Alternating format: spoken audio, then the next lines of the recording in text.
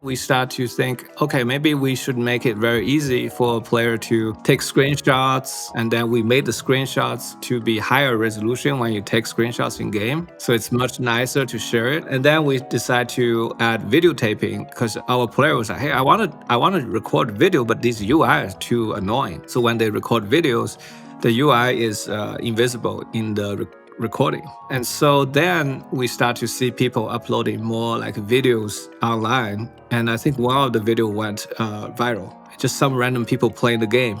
And that thing went viral, and then a lot of people start to want to get this game. Welcome to the Gaming Founders Podcast, a show where we interview the founders that have shaped the gaming industry. I'm Eden, the CEO of Pragma. We build tools for studios to connect with their players and essential services, including First Look, our player relationship platform, Connect, and Engine, our cloud and source-based backends that power many of the world's best studios today.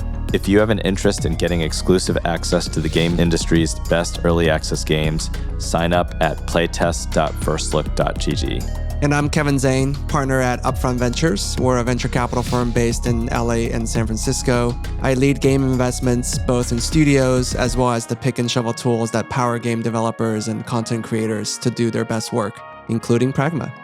We interview founders on their origin stories, the tactics that help them survive and thrive, and key lessons for anyone interested in building the next generation of leading gaming companies. Learn more and subscribe today at pragma.gg/gamingfounders.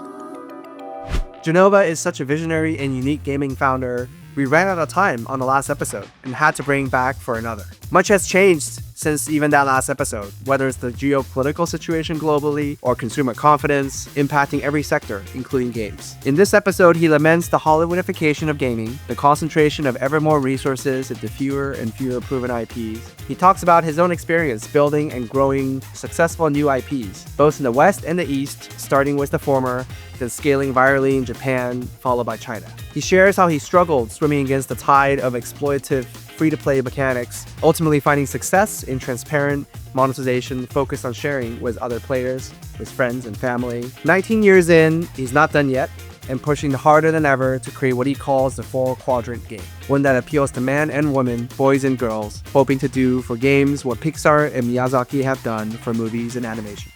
Let's dive right in. Well, Jenova, thank you so much for joining us for round two. We didn't get to finish, I think, even half of the questions that we had from the last time. So we were like, hey, we got to do another one of these and get through some more. Absolutely. A little bit more time. Well, thank you for having me back. It was such a fun discussion last time. I wanted to come back for more. Well, I guess a lot has changed even since we last talked. We were just saying real quick that, we have a new political regime in place.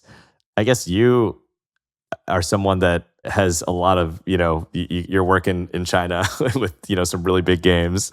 And I guess, what are your thoughts about building for there's a lot of interesting things happening where you have games like Wukong, obviously, that are finding huge success in the West, Marvel Rivals.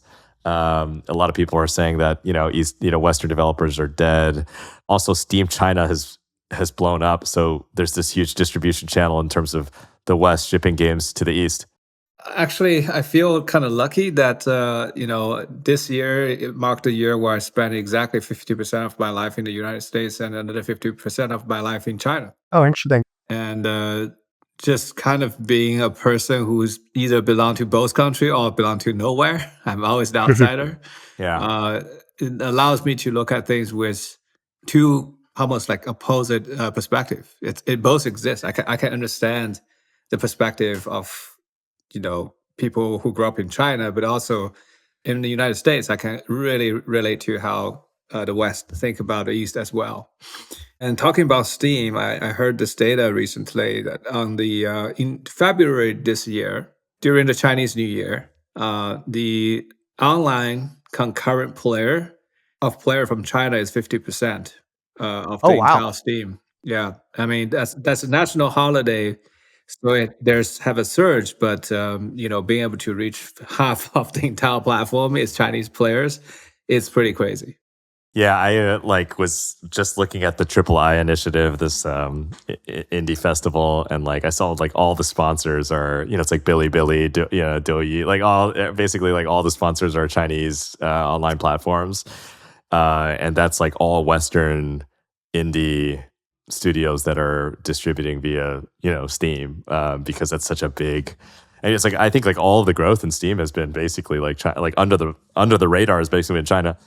It's very deceiving that people think that there's a growth in Steam, thinking that's the exception, but really no. I would say overall, the game sales in the West, the decline is real, Yeah, even real right. on Steam. But because how much the Chinese market has been growing in the past few years, it kind of disguises that. Yeah. And so once the growth of Chinese market getting to Steam reach the plateau, then we'll still see the decline of kind of the traditional AAA gaming in general. So because both things are happening, some people are like, what's going on here? Is this Right. is falling? This one's not, right? There's opposing messages, but really, if you understand what is happening in China on Steam, you will be able to see a much more grim picture of what is happening to the rest of the game industry. What's going on in China? I guess you're there 50% of the time. Obviously, we know the West is sort of struggling with the games industry. Are there just more gamers playing PC console games in China, or what are you saying?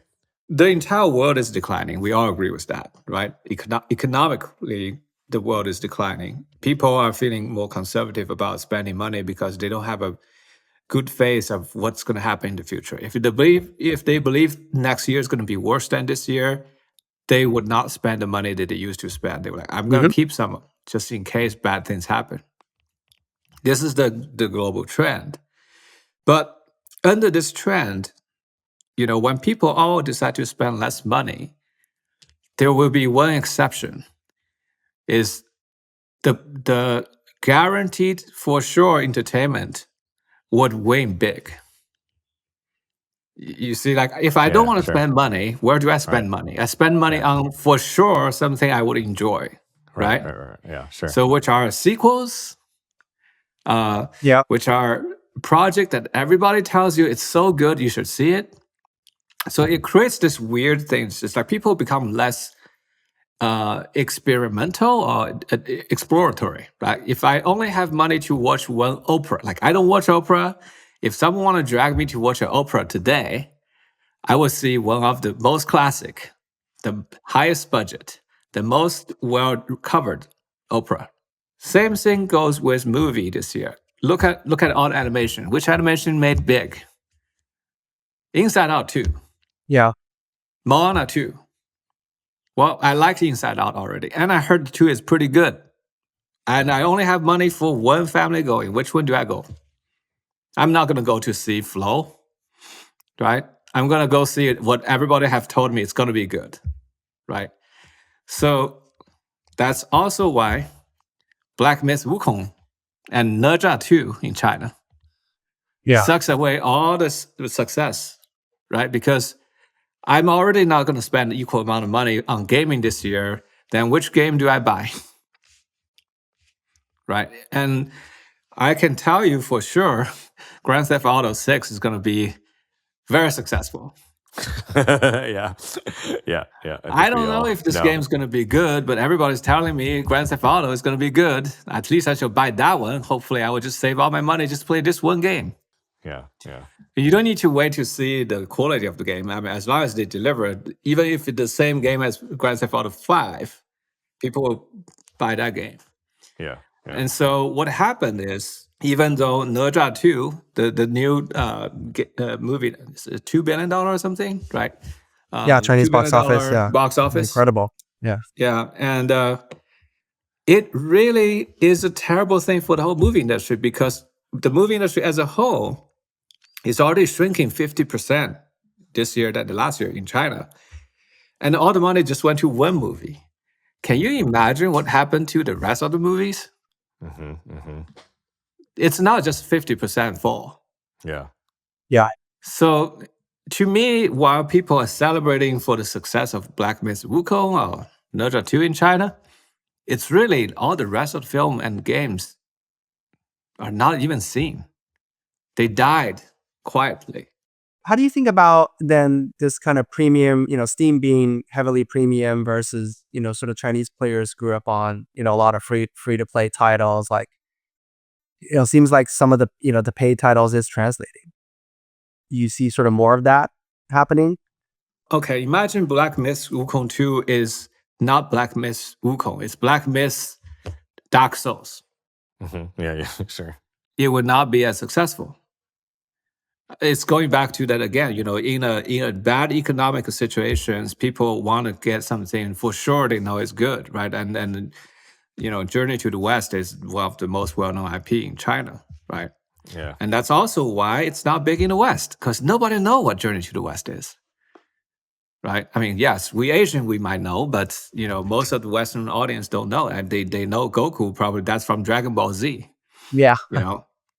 So it's not that, I mean, sure, it's successful, but it's not like as successful as what's in China. And Naja 2 as a film tried to enter, international box office, which if you pay attention to it, it was like miserable. Because who knows about these characters? And you need that formula. Yeah, that's why to me Inside Out and Moana 2 is successful. Yeah, I mean, I feel like I have two responses to what you said. One is just like, do people just like always think things are bad even if they're not that bad? Because like, it's like I feel like there's this dichotomy in my mind of like, okay, unemployment's all-time low, stock market's like all-time high, and like I talk to all my friends, of course everyone's like things are terrible, like job market's like impossible. I'm like, the data doesn't really suggest that any of that it's true. Well, but you also know the data, right? The entire stock market, 90% of them are owned by the ultra rich. Yeah, totally. Yeah, understood. So yeah, stock market is rising, but does it affect any of the employees you have working, who's middle class? I mean, it doesn't really matter to them. They don't have the money in the stock. So what they see is coffee is like 2.5 times more expensive. Yeah, but their salary is the same or whatever, right? Or it's not growing, right? So majority is actually feeling the pain. Like I even feel it. Like I used to eat a ramen noodle called Sentoka in LA, while I was working on like Flower and Journey. I remember every weekend I would spend like $12 or maybe sometimes 15 if I get a combo to just have a good bowl of ramen before I go to work in the office. Now just buying that alone, buying the same set, it's much smaller serving and it's $25, right? Oh, wow. Yeah, that's crazy. And so I can't imagine how I would be able to live if I was still paid the same when I was, 10 years ago. So yeah, for me, it's like stock market is just misleading. It's like Black Myth Wukong, right? Right, sure. So the reality is you have amazing success, and this success would only happen in a financial downturn. Yeah. And where do you want to position yourself in this near future? I mean, it does seem like a lot of all of the middle has been sort of like sucked out, and it does seem like there are like some successes on the tails. Like obviously the high end, like you said, it's doing really well. The lipstick effect. The lipstick effect, you probably know about this, right? During the original financial crisis, people still want to cheer themselves up, but they don't want to buy the expensive things anymore, right? They want to buy the most cost-effective remedy to make life just slightly better. Right. And the cheapest thing to get in cosmetics was the lipsticks. And it makes you happy and doesn't cost you much, and you can use it quite a lot. And what is the same thing for entertainment then? Video game, I heard at least a decade ago, people say video game is the cheapest entertainment in the world. Yeah. I don't know if that's the true anymore, given there are Netflix now. Well, TikTok is pretty cheap. And TikTok, right? Yeah. And TikTok. Yeah. And then there's free-to-play video games. Yeah.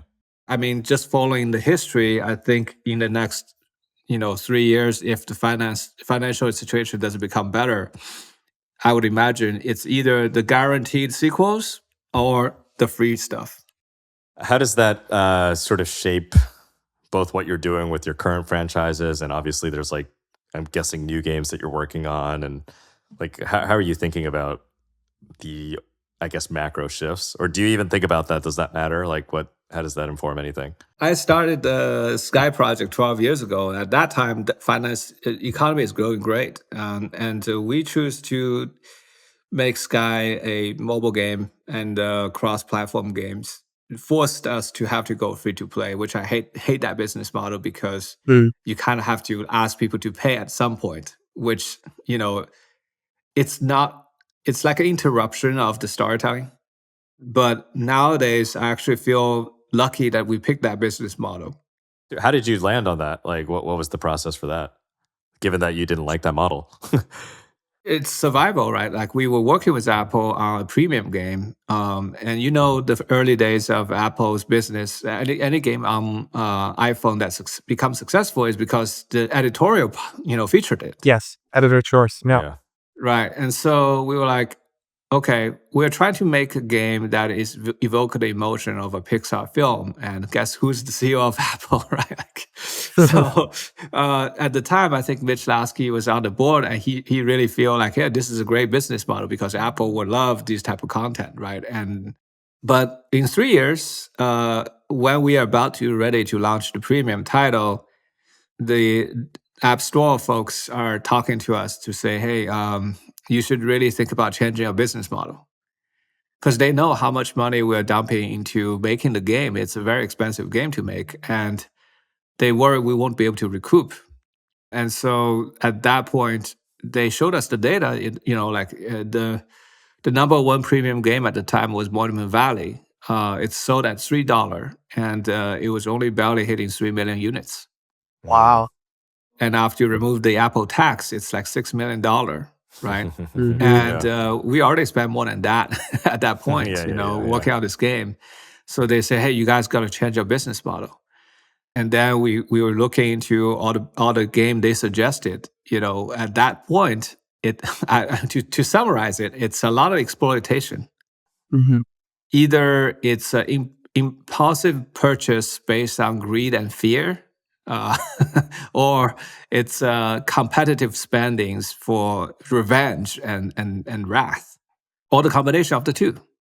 So, looked at all the business model, and we just didn't feel any of them would work with a Pixar-like emotional content, which we want to, kind of appeal to the positive side of humanity. Mm-hmm. And then we start to experiment designing business models. Because ultimately it's still a game, right? It's an interactive exchange between you and the player. And I start to see all the business model as a game design problem to solve, right? And I start to notice like the stuff I hate. So I will tell you the story. So one day my wife, she only played mobile games. She doesn't play console games. So one day she told me, oh, honey, I saved so much money today. I spent only $120 on this mobile game. Oh, shit, dude. Yeah. You can imagine the rage in me building. I was like, how did you spend $120? And she said, I've been playing this Best Fiends. Best Fiends. I was on the board of that company. Yes. And so she said, I've been playing this game for a while. I never paid. But every now and then they will surface this deal for buying gems or something. And this one day it shows up to say they have a 90% discount. Yeah. If I buy it, I can save 90%. That's such a good deal. So I spent $60. I bought it. But then it pops out another window says there's a chance I can buy it again. Otherwise, in 5 minutes, I will never be able to get it. So I was struggling, but I think it's still a good deal. So I bought another $60. Wow. This might have been after we exited the company at Playtika, but wow. Yeah, that's well executed. Well executed. Yeah, I know. Yeah, that sounds like a Playtika thing. Yeah. I'm like, maybe they should be around. Right, and I heard from Silicon Valley that it's a joke, right? It's like the investors are driven by the greed and the fear of missing out. Right. And that happened to my wife. And she doesn't seem to have trouble with it. She said, well, it's way cheaper than a pair of shoes. Yeah. And so that's the end of that conversation. But anyway, I was like, I understand how much work people have to put in for someone to pay $60 to buy a game. But at the same time, I noticed my wife isn't even bothered by this action she did. Mm-hmm. I mean, if you did spend the money, you would justify your choice. You would not like to suddenly admit you're taken advantage of. She's like defending for her choice. Yeah. Yeah, so that was the point. I was like, I can't imagine if I do this to a player, whose parents will be like me. And if my daughter is doing this, I'll be pretty mad at this company. Mm-hmm. Mm-hmm. So that's when I start to think about it. All the business models that I've been paying in life, how I feel about these models. Like, this is not honorable business. And then I was thinking about like my subscriptions, right? Because subscription was the thing that Apple was talking about adding to the app stores. I bought this kind of rowing machine during the COVID. Mm-hmm. I got one this too. This is way later after, right? And one day I realized I haven't been using this machine for 2 years, and I've been paying a lot of money to this subscriptions I forgot about, right? And so I was trying to cancel it. So I was going around on my app. There's no cancellation button, and there's no contact number either. I couldn't find any way to talk to them. And then I went online to look for it. It's not on their website. It's not in their Q&A. It's in one of the deep threads somewhere. It sends you a link to go to this page, which is on a UK website. It's not even .com. Right. And then you can go there to cancel your subscription. And I just feel very angry doing that. And so I start to pay attention every time I'm spending money. Do I feel good about spending, or do I feel bad about spending? And so then we were looking at some of the spending that actually feel pretty good about.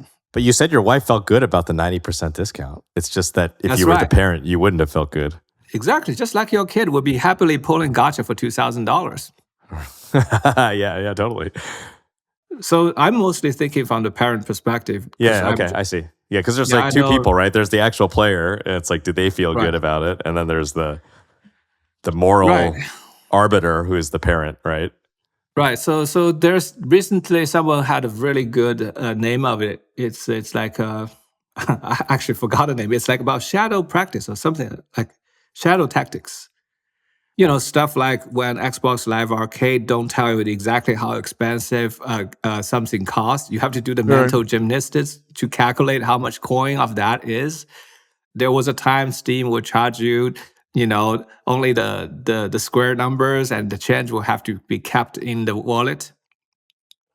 People always call that out because, if you're a designer and if you're aware of every choice people make, it has intention behind. Mm-hmm. They could have not keep the change, right? And why did they keep it? Mm-hmm. And that intention is malicious. So, I certainly am aware not everybody is sensitive to those designs. They're just like, oh, that's the way it is. So then how do you balance sort of both, obviously you have a company and employees and all that versus, what's sort of the best, player experience? Yeah, so then I start to look for what I consider as honorable business way of exchange, right? It's interesting that there's not many good examples because the society was filled with malicious predatory practices. There's so many. So one time I walked by a jean. This is when I was much younger. I walked by a shop, and outside the shop they sell jeans, right? So they say, buy one, get another one for only 50%. Mm-hmm. And I was like, whoa, I can buy one and get another one basically free because I'm paying 50% the cost. And so I went in, I spent time to pick 2 pens, right? And I bought at the counter. And then they charged me 75% of the to take two pens. I was like, wait, I thought this is going to be 50% discount. They say, no, you didn't read it right. You buy one to get the second one 50%. But at that point, I'm already at the counter. There's a bunch of people behind me. I'm like, do I just give up on all the time I put in there to choose the pens? I still paid for it, right? I mean, anyway, there are many tactics people do to make you feel there might be a better deal. But in that very case, it's misleading. Mm-hmm. Anyway, so I start to remember how I feel about each of the purchases and which one I actually feel good to share with others. Certainly, people will tell you, oh, how much they've bought a engagement ring for their wife, right? I've heard many people say, oh, they take their entire family to Disneyland and spend the time at Disney Hotel. It's expensive, but they think it's really worth it. When people spending the money for others, that the people they care, they're usually very proud and very happy about the spending. But when people are cheating, like I have a friend who played Candy Crush, and she paid her son to actually play better, who's played better than her to play. And she said, don't tell any of my friends. Wow. I paid my son to do it for me, right? Because I want to stay ahead of the other of my friends in my Candy Crush competition. But if you think about most of the spending in this competitive pay-to-win game, like, would you tell people that you actually cheated or not cheated? You paid your way to get it there? People know it's a shameful spending, right? And it's a guilty pleasure. Anyway, because what we are trying to make game for is for a family, and I don't want a family to pay for guilty pleasure. Imagine you're in Disneyland, right? And somehow you spend the money to get like a bigger hat than anyone else who has the Mickey hat. That's just like, like, why would you do that, right? And for a very long time, it is totally fair in Disneyland. If you want to get a fast pass, you just go stand in line to get a fast pass ticket. But after COVID, they charge people who has the money to get fast ticket. And I think that is really bad, because you create a class difference in this one place, where the happiest place on earth, where for one moment you can remember that you're poor, right? Mm-hmm. And now you have the rich people skip the lines in front of you all the time. Right. But I understand why they did it, because they almost bankrupted during COVID, right? They're trying to get the money back, but it's just not a good outlook for Disneyland. Well, going back to Kevin's question, what are some of the more transparent tactics that you've had that balance it for you? I have a friend who used to work at Disney. So I was like, hey, this is before COVID, right? I was like, I feel very happy spending money at Disneyland, right? Yeah, I understand that the food is more expensive there, but I feel like the experience makes that food deserves it, right? And it's also based on theme. So I never complained about the price. So I was talking to my friend at Disney Imagineer. I was like, how do you guys design all these like monetizations? Like, you guys really kind of seem to understand how to do it properly for family. So he told me some interesting story. So he said, yeah, we do a lot of R&D on monetizations from Disney, not surprising, right? And he said, we have tried this version because we noticed one time when we do a charity event where if we spend the money to buy some things for a much marked up price, but we want to donate like 50% of the proceeds to help the Children's Foundation, right? It actually outperformed the normal sales. So this one thing happened to them. So they were like, okay, is there something here that the charity actually makes people want to spend more, right? So they start to do all kinds of experiments. So they tried a version where, imagine if you go to a museum, a lot of museums these days, they don't even charge you for tickets, right? They just have a donation box in the end. So Disney first tried that. You take a roller coaster ride, and the photo is free. You just get your photo, it's free. You can donate however much money you want. But the outperform is worse, because some people would be cheap. They were like, oh, okay, well, originally the photo was $10. They just put in $5, right? Mm-hmm. And the next people coming on to say, okay, that person put $5. I will just put $4, right? So it's like it's driving to the lowest. Mm-hmm. Mm-hmm. It's free, right? So that didn't work. And then the next thing they tried is to add some suggestions. You can see this in some of the public museum as well. Oh, suggested price is $10, but you can pay 15 or 5. Right. And most people will pick 10. That's the original price. But every now and then, there's some people pick 5, right? So it's still not actually selling equally well compared to when it's $10. And eventually they tried to do it so that 50% of the proceeds goes to charity. Suddenly they're actually getting a better performance because the parents who donate for $10, now it's the next parent. And the kid is like, that, how much we should donate?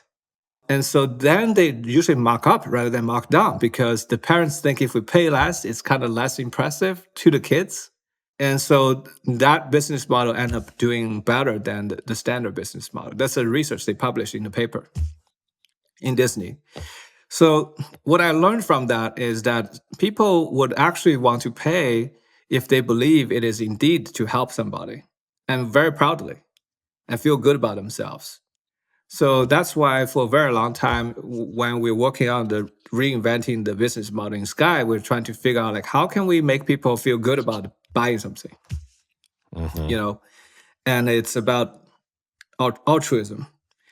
And so we made a lot of the items in Sky you can gifting to others, or you can buy it at a discount but share with others. I'm sure you guys have played Borderland. And when you buy Borderland, you can buy a Borderland pack of 4 to share with Yes. friends, right? And I did that with my roommate. We like, hey, we can get these 2 for the cost of 1.75, right? Like, why don't we just buy it together and we play together? And so we kind of start to like encouraging player for gifting. We really made it so you can pay exactly the price of the dollars. We don't even use a virtual currency. There's no gems in our games, but you can directly gift it to your friend and in person. And so even though usually we have a single digit conversion of paid users in our community, but if you take into the gifts, it's 3 times the purchase. Wow. That's what I learned from the Disney research paper is like, hey, if you really build connections of players and if they want to spend for each other, they feel really good about it. I'm curious, do you have any like stats on how you guys monetize compared to like one of the more extractive game? Like, does it perform well, or does it make you feel good? You know, is it both? I'm just curious. So I know for sure because I've talked to many CEOs in the game industry. They tell me before gacha and after gacha, it's 4 to 5 times difference on monetizations. So you have the same game before you do gacha. Let's say you make $1 million. After gacha will be $4.5 million. They can turn it on, they can turn it off. They can see the difference. Yeah. So I don't think we can ever do 400% with gifting. We're seeing more like 22%, with gifting.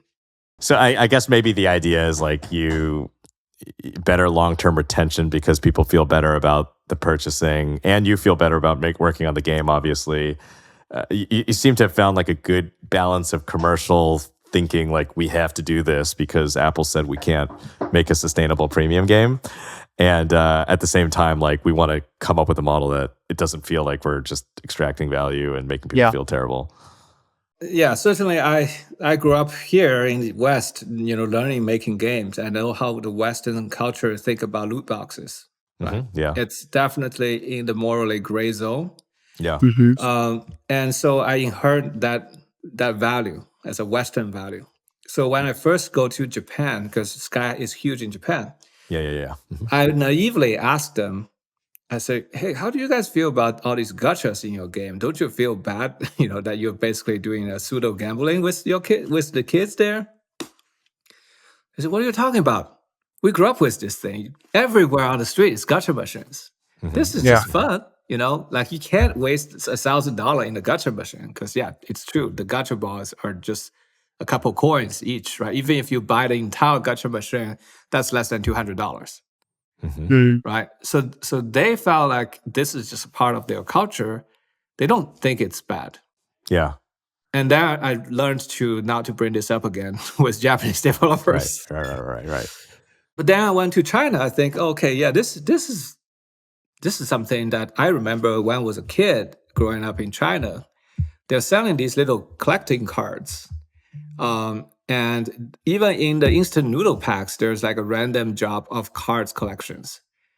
And I remember it was banned by the government because they say this is too close to gambling. Mm. and it was all banned because all the kids doing is they're playing with these paper cards. Guess what? Now, anywhere you go in China, there's gacha machines. And the kids are the company that prints out these little cards for Little Pony, collector cards. They made $9.8 billion last year. And their operation margin is 99%. Mm. And they're only targeting children in the elementary schools. All their cards are sold right in front of elementary schools. Mm-hmm, mm-hmm. And I was just like, I remember the government banned this. Now, why is this thing back? And these are now a company that's going IPOs. Yeah. So I don't know. I mean, it's certainly mind-boggling for me. I was just thinking, like, when you cross cultural barriers, it's sort of like, where does your moral compass even come from? At the end of the day, right? Because everybody has a different view on what is and acceptable. it's really funny because in China there are these company that sell collectible toys in blind boxes, right? So when they approached us, I said, no, I don't want to do it because it's very much like the loot box. We imagine how much effort we have to keep those things from our game. If we then release a loot box toy based on our IP, then people think we're hypocrites. Mm-hmm. But then the other day in Japan, we worked with Namco Bandai on one of our IPs. It's actually sold in the gacha ball. So, but I was told like Namco Bandai is a great IP company, right? And if you want Japan players to know your game is big, you want to like show up in their shops, right? It's a great like publicity. Mm-hmm.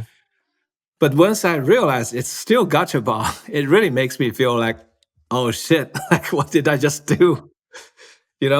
Anyway, I'm just sharing some of my frustration and struggles to keep these, predatory monetization out of the brand, I mean, look at PopMart, it's open in the US now too. Look at La Pupu and all those things. Yeah, it's almost like, I'm curious is that the cultural movement that we're seeing more and more of, right?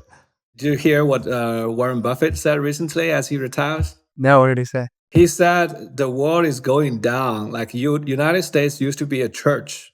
It's just on the side of the church, there was a casino. But now we have to keep, the biggest challenge is to keep it from turning into a casino without a church. Challenges with the engineer, the CEOs have bet. I asked them, would you let your kids to play this game? They said no. But why are you making it? If you can make money without using these tactics, why aren't you doing that? Right. The CEO's response is, because everybody's using that. If I don't use that, I couldn't even acquire the users, and I would die. The company will fold. So I'm happy to not use it if you can tell the government to tell everybody you're not allowed to use it. I'm level happy the to playing take field. it off. Yes. Yeah. But to survive in today's economy, right, I have to do the necessary evil. Right. But yeah, I guess like going back to what you guys have done, it seems like y'all have been fairly successful without, or at least trying to balance. Yeah, I feel lucky. Like I said many times, I feel very lucky that we didn't have to use the predatory methods and still keep the company afloat. But do you think part of the success was that you made those conscious design decisions, though? Honestly, I don't think so, because our players still complain our item is too expensive because they can see the real price, So they were like, look at other games. They only take $2 to pull. And you're selling me a shirt that's $15? I could buy a shirt in real life with $10. That's the typical conversation. Right. Yeah, they're not doing the math.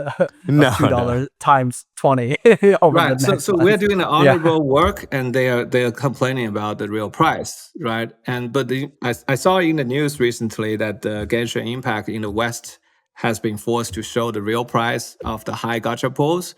Those stuff are like $475 each. Yeah. You know? So the fact that in China, these are not enforced, right? It's a low price. And people are complaining about us selling for real price. That's the world we're living in.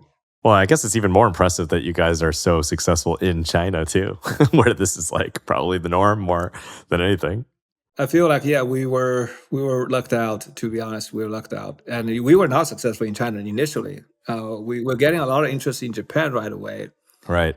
and there was almost a year that our daily active user in China is way lower than like Western countries. What do you attribute that to in terms of the success? Typically, in the mobile industry, if you looked into their business model, the game that rise to the top have solved the user acquisition problem. Either you have a game that's super sticky, like Candy Crush, right? It's super sticky, and then all you need to do is just to get them in, and they would play forever. And then they use social network, right? You add the game, and your friend is on the social network. You can now use the Facebook or other social network to create stickiness and competition between the friends, right? Or which is like you're charging not much for each player. So each spend is a couple of dollars. Or you have a game that's really hardcore, but it's gonna have less than 1 million daily active users, but you charge them so much with gacha plus, competitions, then you can afford to pay tens to hundreds of dollars to acquire a user. I talked to one person who is working on one of the top grossing game right now. I said, how much is your top player paying? He said $25 million.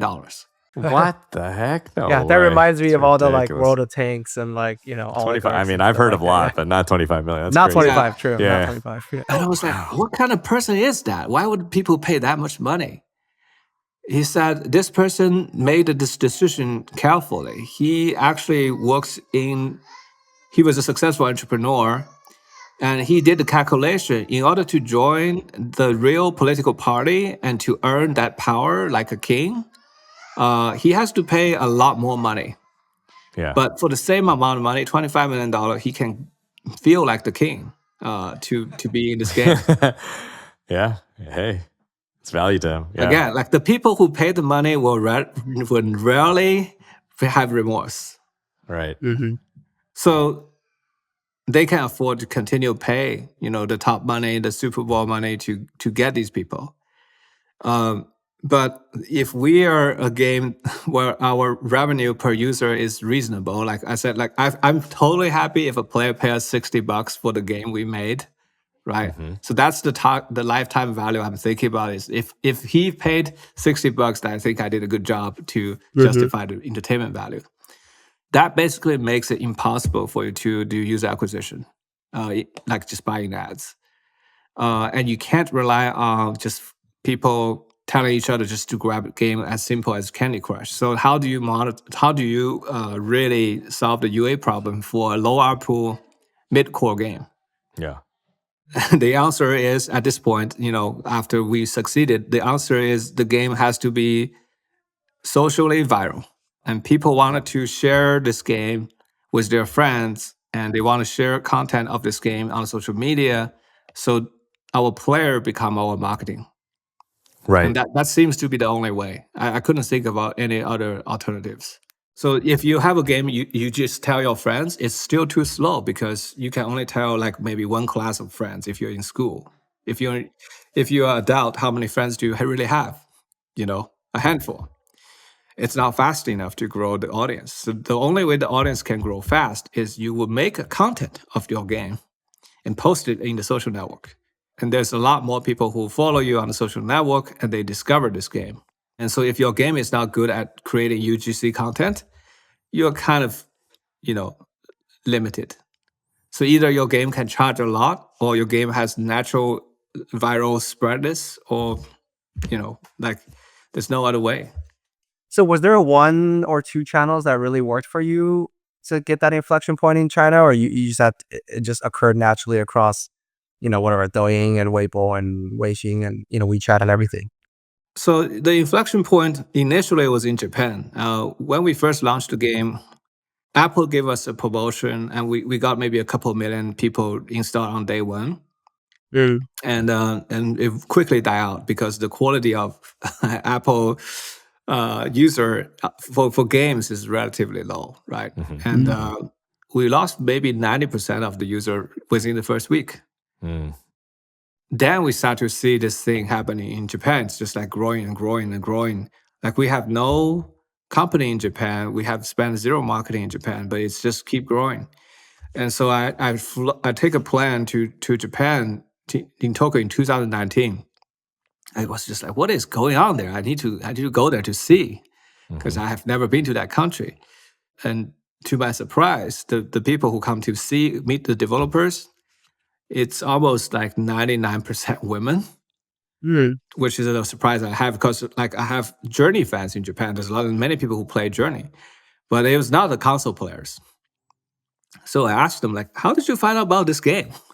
And they say, oh, I follow these like bloggers, these Twitter post people. Like there's a huge like fan art community in Japan, because a lot of the women who go to have high educations in school, but once they get married, they still go become a full-time housewife. It's a culture in Japan.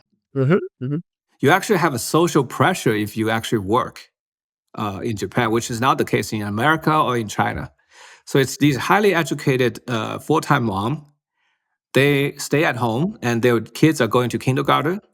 They actually have a lot of time. So they pursue like creativity, right? They make arts and fan arts, and they become like the content creators on the internet. And so they played our game. Our game tend to be of the emotional storytelling and really touch people. So they were moved by the game, so decided to make fan art about this game. And they have a big following, right? So it's like the initial content creator who likes to make fan art made fan art about our game. And so more people is like, what is this game? So they all start to install this game. And we also discovered why we were not successful until like a year later, because we launched on the iOS only. If you think about like viral, like if you tell your friends, hey, get this game on your phone, and he's like, no, I have Android. Yeah. That's the end of it. But in Japan, we were lucked out because 86% of Japanese women choose to use iPhone as their phones.